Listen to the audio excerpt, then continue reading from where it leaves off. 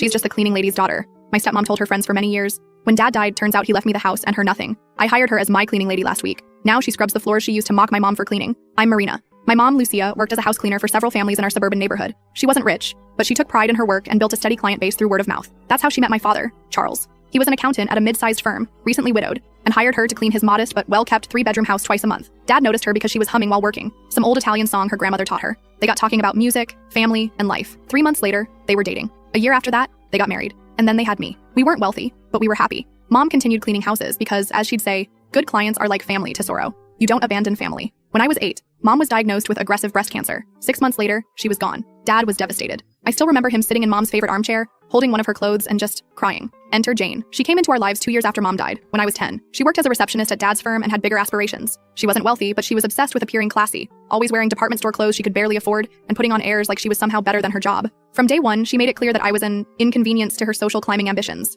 It started small. She'd accidentally exclude me from family photos, move my mom's pictures to less visible spots in the house. But her real specialty was the subtle dig, the casual cruelty wrapped in a smile. She'd host these monthly ladies' lunches for her friends from the country club she insisted we join, despite it straining Dad's budget. I'd come home from school, and she'd introduce me. This is Marina, the cleaning lady's daughter. But Charles and I decided to raise her as our own. We're very charitable that way. One time, when I was 14, I overheard her telling her friends how challenging it was to civilize me. You can imagine the habits she picked up before, but we're making progress. Though sometimes, I still catch her cleaning her own room. Can you imagine? Like she's the help. The ladies all tittered, and something in me just broke a little. Dad wasn't completely blind to it. He'd pull me aside after these incidents and say, "Sweetheart, Jane's trying. She just needs time to adjust." Meanwhile, she kept pushing Dad to spend more, upgrade our lifestyle, take out home equity loans for improvements we didn't need. I moved out at 18 for college, worked multiple jobs to support myself, and built a decent life. Last year, Dad was diagnosed with stage 4 pancreatic cancer. During his final months, Jane barely left his side. Not out of love, I realized later, but because she was terrified about her future. I took leave from work to help care for him, and that's when things shifted. One evening, when Jane was away at her monthly spa day, charged to Dad's credit card, of course,